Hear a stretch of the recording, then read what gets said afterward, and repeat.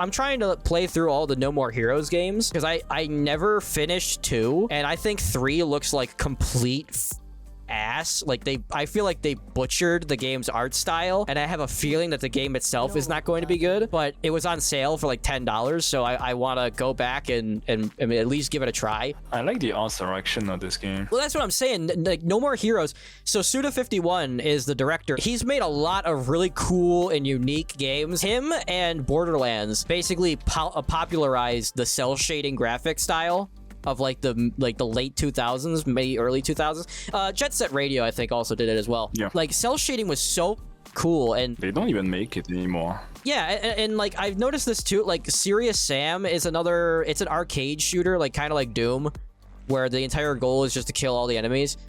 Yeah. And it started off as a cartoony game, and then they changed the art style to be like realistic and like real world. And I'm like, this is gross. Like, yeah, sure, the actual gameplay is good, but like you've murdered the art style.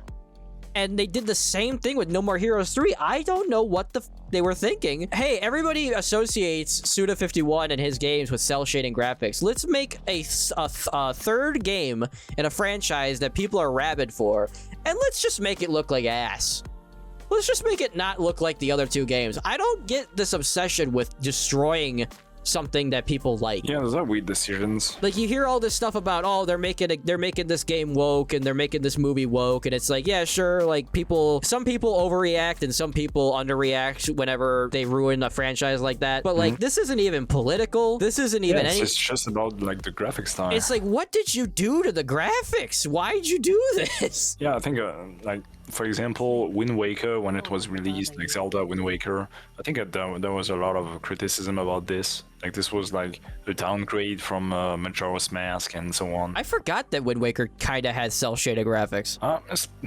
Is it cel shading? It's more like cartoonish graphics. If I'm just going off of memory, it kind of looks more cel-shaded when you're looking at the HD version. Yeah. The HD version looks a little bit more cel-shaded, but like, yeah, and like the main reason why people like cel shading was they were like, wow, this game's gonna hold up in 20 years. It's still gonna look good because it's not trying to look photorealistic at a time where the graphics couldn't keep up with it. And now everything's about, we gotta make it look super realistic. It's like, no, because I don't play a game to be super realistic. Yeah, and on top of that, I think like we have achieved peak super realistic games like 10 years ago already. So what's the point? Yeah, like Arma. Getting more pixels? I don't care. Like, who cares about this? Yeah, like it's like, and that's one of the reasons why I don't really care about story in video games. Is because like, if I like the story, I can just go and listen to somebody's recap or something. But when I'm playing a game, I want to play a game. Yeah, usually what I value the most is, well, the gameplay. I don't really care about the graphics and so on. The story is supposed to be like, it gives you a framework for like why you're doing what you're doing, and it's supposed to make the player more connected with the game. Like it's what they do in gacha games too. Like they make a character design, and then you're like, oh my god, I want to fuck the shit out of that character, and then they're like, oh yeah, and then wait until you hear their tragic backstory. So now you're sexually attracted to the character and you're emotionally attracted to the character. So now there's no way you're gonna leave the game and stop spending money on it. It's part of the entire like package of gacha games. But when companies like take that, when they take your obsession with the game, and like with Arknights, like I don't feel like Arknights is manipulative at all. Like, yeah, sure, I've gotten shafted on a bunch of the banners, but like I said, there's so many characters in this game. You're probably going to get a character. You're not gonna have to fucking break the bank and go into the poorhouse to continue playing the game. But like, that's exactly what they're doing with Star Rail. They know you like the characters. They know you like their art style. You must love the story because you can't skip it. I mean, you're leaving it playing on your phone while you go do anything else. So they know they got you by the balls, and now they're like, hey, you guys said you wanted endgame content? Well, we're gonna force you to pay for the new character every 6 weeks to get through all the content. I mean, currently, I think like the market, even outside of gacha games, is clearly shifting towards like Chinese games, Korean games, and Japanese games, in my opinion. Like, I'm a huge fan of Souls-like games, and clearly, lately, the only good Souls-like games are what Stellar Blade was made by Korean, Black Myth Wukong was made by Chinese, obviously Elden Ring made by, those that made Dark Souls, so Japanese. Lies of P Korean. In the future, there will be like Kazan or something like that, which is also made by Korean. Phantasmal Blade Zero was made by Chinese. I think it's kind of shifting towards Chinese, Korean, and Japanese games. Like I think Occidental, like American and so on games are fucking cooked. Since I'm in France, and I also, you know, there's been like a little drama about Ubisoft, who's a French company. Oh yeah, and they're butchering Japanese culture. That like our country is it's fucking doing nothing to save the video game industry, unfortunately. I hate Ubisoft. Like I've hated them ever since they started pushing Uplay, because their games just don't work anymore. And Yeah. I have to have like two Ubisoft accounts, because one of them doesn't work. The other one is linked in a way where if I try to log into that account, it tries to link me into the other account, and I'm like, can't I just play on Steam? I bought the game on Steam. Can I just play it on Steam? Yeah, I wish we could. I hate that they made Beyond Good and Evil 2, and then they made Beyond Good and Evil, and then teased Beyond Good and Evil 2. And then apparently they made Beyond Good and Evil 2, and it wasn't even what they advertised back in like 2008. And then they scrapped it, and now they're never going to release it. And instead they're just making Assassin's Creed 47. And they couldn't even put a Japanese guy in the Japanese game. And yeah. it's Japanese just, people were so pissed, understandably so. and apparently they're still pissed. Like they Yeah. like every time Ubisoft tries to do something positive and say, "Hey, look, we're still working on the game," people are like, "Nope, you got that wrong. That's not from the right period. That's actually insulting to our culture. That's actually a slur. You might want to take that out." That guy never had that sword.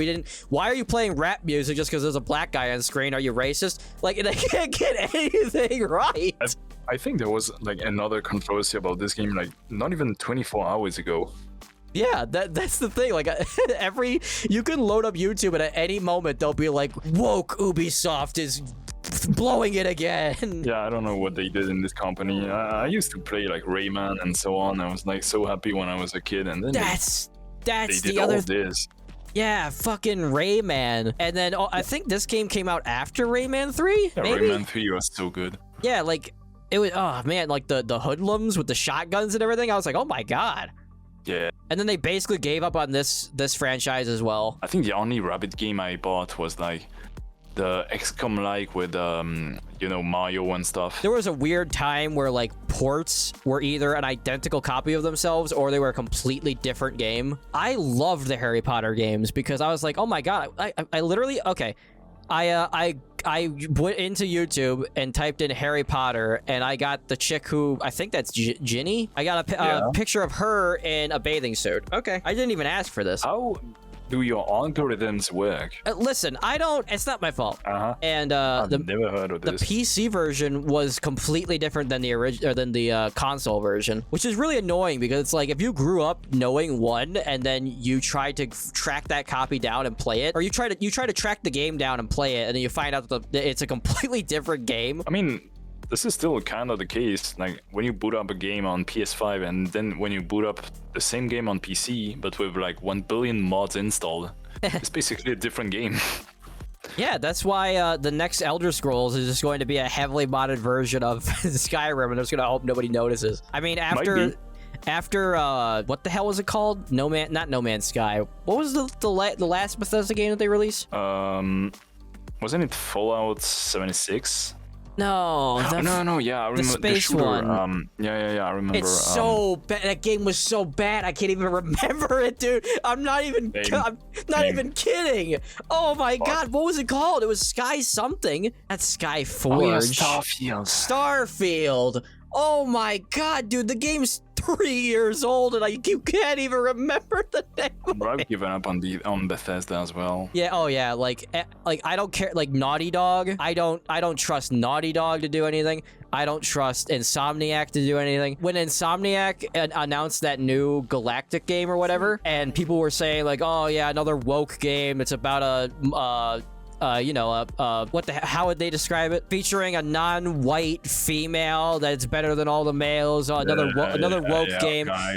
But I'm looking at it as she's not incredibly unattractive, but like there is like a standard of beauty that men and women can recognize. Like men with chiseled abs are seen as hot, and women in bikinis with like tight stomachs are seen as hot. And and I like in Mass Effect 2, Jack is my favorite character in the entire franchise, and she's just and usually I don't like tattoos on chicks because I just feel like they're unnecessary, and she's covered in tattoos, and in the second game she has a shaved head, and I think she's fucking hot. Like, and her face, like they got like an actual like supermodel to be her face model. She's beautiful, and so I don't have a problem with short hair girls or bald chicks or anything. But it's like when you come out with a brand new character in a time where people are sick of seeing characters either uglified on purpose or just purposely not as attractive as they could be, it makes people go like, why would you do that? Like Stellar Blade comes out and she's a hot Asian chick, and everyone's like, yeah, this is awesome. Like, finally, like Bayonetta. When Bayonetta came out, everybody loved it. Nier, when she came out, everybody loved it. And look how many copies these games sell. Yeah, right. And people say, and like, when people talk about Nier, they don't automatically talk about 2B. Anytime somebody brings, unless you're talking about me, anytime somebody else brings up Nier Automata, they're talking about how great of a game it was, how it's got all these hidden endings and all this hidden lore and Easter eggs.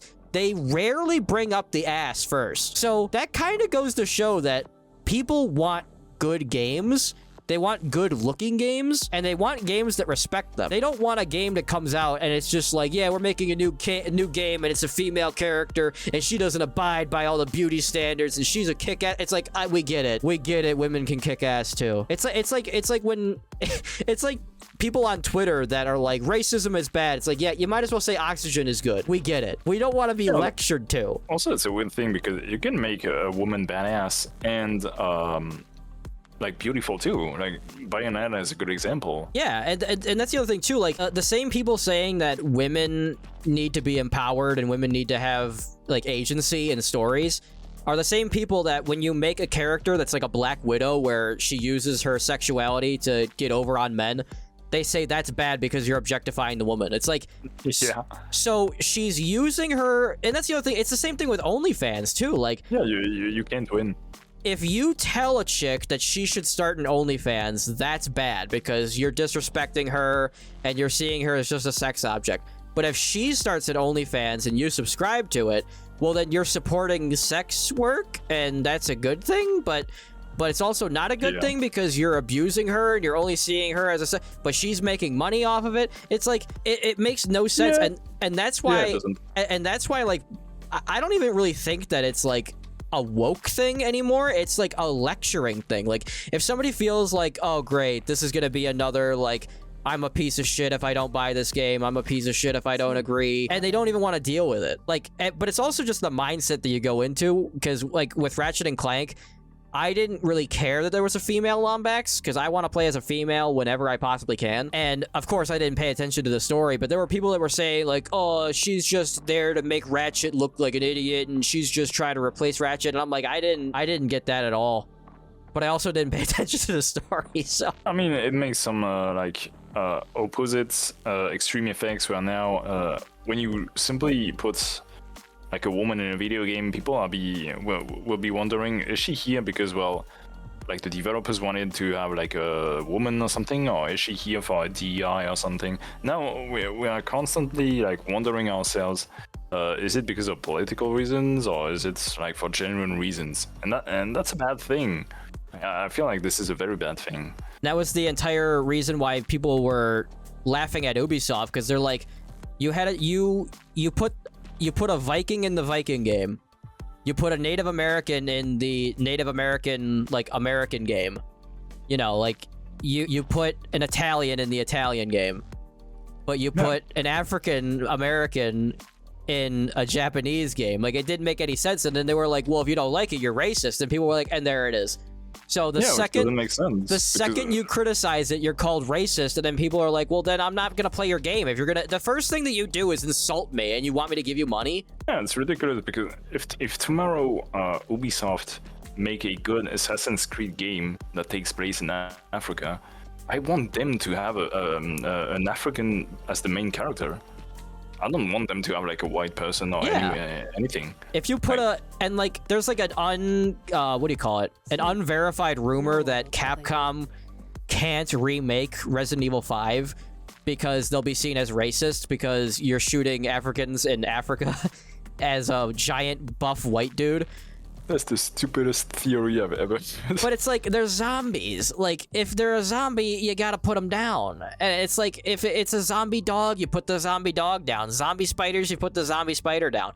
It makes no sense. I don't think they need to remake it because they just don't need to remake it. I mean, it's not a perfect game, but you can play it. You can log in on Steam and play it right now. Sure, you can't. I think maybe you can aim while moving. I can't. It's been a while since I played that game. I think you might be able to aim while moving. The controls are not that bad. It's not that bad of a game. It doesn't need a remake. But even with Code Veronica, editing the Code Veronica playthrough that me and Cho did, there's a character in the game that I guess is I don't remember the full lore, but he's introduced to you as the brother, and then you meet the sister, and then you find out that it's the brother dressing up as the sister, and the sister doesn't exist.